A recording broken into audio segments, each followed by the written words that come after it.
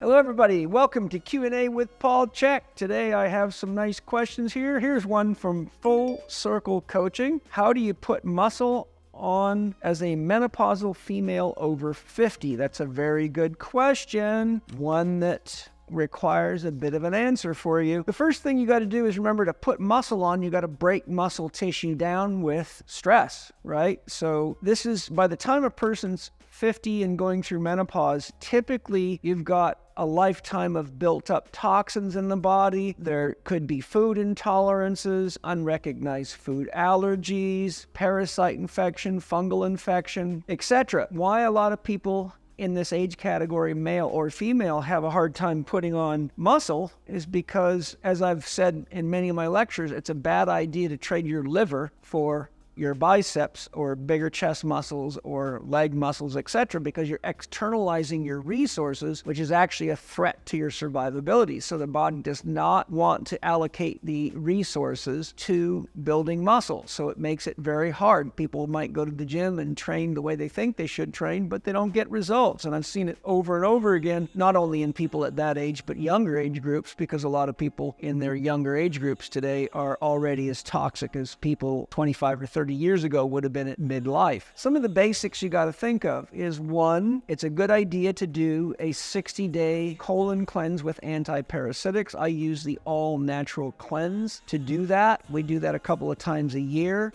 Bio and other companies make great homeopathic detox kits that are very easy to use. It's a good idea to get yourself tested for heavy metal toxicity and environmental toxicity, which any functional medicine practitioner can do, so you can see what needs to be cleaned out of your body. While you're doing that, it's important to go on a 4-day rotation diet, which I share in my book, How to Eat, Move, and Be Healthy, so that you're eating based on the genus of a food or the genetics of a food. So for example, on bird day, you can eat birds all day long as much as you want, but then the next day might be pork day, then the next day might be bovine, which is hooved animals like sheep, deer, cows, and the next day would be fish day. And my 4-day rotation diet has plants in the genus as well. So what that does is it allows your immune system to have approximately 24 hours of rest from each food, because on average, a food stays in your body for 56 to 72 hours from the time you eat it till it's fully out of your body. So based on that time frame, you would have one full day of rest from the genus versus doing what most people do, is eat the same foods over and over and over again, and it overwhelms the immune system, and it's much more complex. But I do give a very good explanation of all this in my book, How to Eat, Move, and Be Healthy. So while you're cleaning out, identifying whether or not you have fungal and parasite infection, and doing the things you need to do, you're getting yourself on a 4-day rotation diet. Practice the methods I share in my book, How to Eat, Move, and Be Healthy, for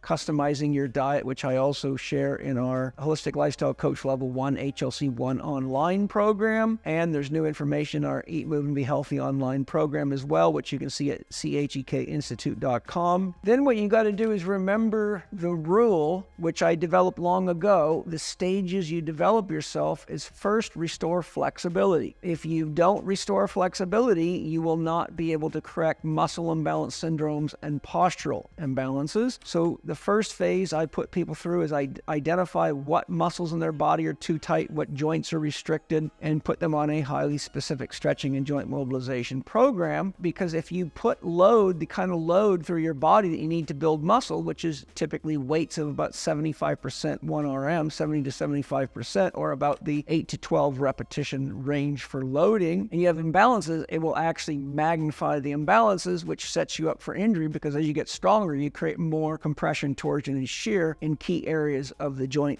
system of the body, which ends up causing you to make a little bit of progress and get hurt and then heal and go back, and you see this yo-yo type stuff with people in the gym all the time. While you're working on your flexibility, you can use stability exercises, which my book, How to Eat, Move, and Be Healthy, my golf biomechanics manual, the tennis biomechanics manual I did with Lee Brandon, all have very comprehensive exposés of those. In my book, How to Eat, Move, and Be Healthy, I show you the 20 most important stretch tests to do to identify which muscles are tight, which need to be stretched, stretched and which muscles are not tight, which you should not stretch, because if you stretch everything, just think of it this way. If you have a crooked bicycle wheel and you loosen all the spokes, you still got a loose crooked wheel. If you tighten all the spokes, you now have a crooked brittle wheel. Any bicycle mechanic knows that you got to tighten what's loose, loosen what's tight, and bring the wheel true. From the perspective of the body, once your body's in balance, it can handle loading, and you don't have a bunch of protective reflexes and inflammation and background inhibition from pain, and that allows you to train yourself. And as you get stronger with a well-designed exercise program, your structure has more integrity and your joints actually don't get loaded. In a healthy body, the cartilaginous surfaces get almost no load because the body is a system of tensegrity. So your joints are actually and almost literally floating because of the way the tensions of the muscles balance and support the joints. Once you're working on your flexibility and stability, and you've spent probably on average about 2 months, sometimes 3, depending on where you're at when you start, and you're getting your diet right, and you're cleaning your body out and making sure you're drinking enough water to properly hydrate your body of high quality. And it's good to pH test your water, which is easy to do, and make sure that it's at least 7 to 8.5 pH, because a lot of people's water that they drink out of bottles and reverse osmosis filters and taps is acidic, which means that you can drink water all you want and your body will just keep peeing like crazy because it's too acidic for your body. And so an acidic environment is very unfavorable for your health. I'm speaking in general terms because each different compartment has its own pH. But if you're drinking acidic water, then it makes it easier for your blood to become acidified, which then disrupts your breathing rate, because oxygen is the chief alkalinizer of the blood. So for example, anyone eating processed sugar will have a high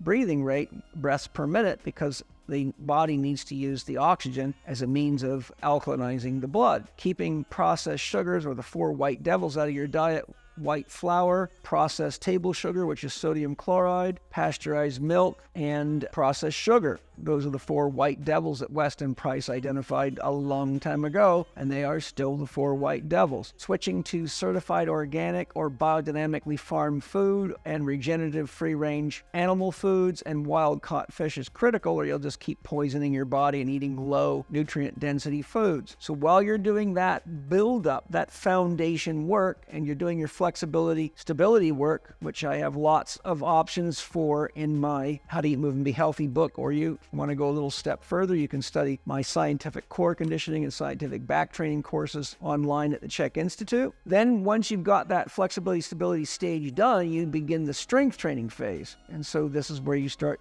developing hypertrophy, and you go into progressive development of rep ranges. I usually start people off at 16 to 20 reps to master the movements, master the breathing. There's specific breathing for each movement, which is too much to get into here right now. But once you do about 3 to 4 weeks of 16 to 20 reps, which you can breathe dynamically with, you're building the motor programs, you're getting those motor skills established. Then you step it up and you go to 8 to 12 rep loads.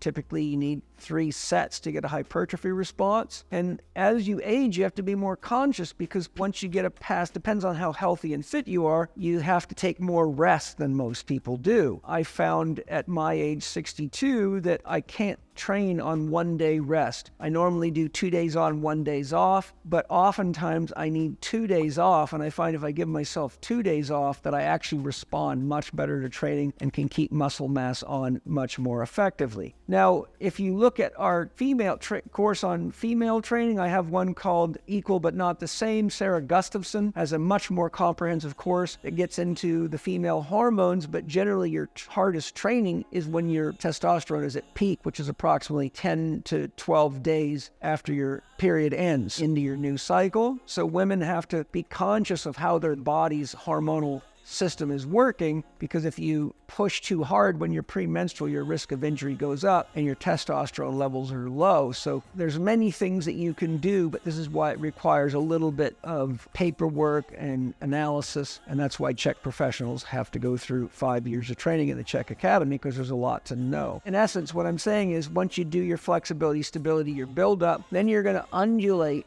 periods of typically a program, depending on the individual, goes from 2 weeks to 4 weeks long. So I might have someone at 8 to 12 reps, and then I would bump them up after that to 6 to 8 reps to go a little heavier. So that's an increase in intensity. Then after 2 or 3 weeks, I'd drop them back down to 8 to 12.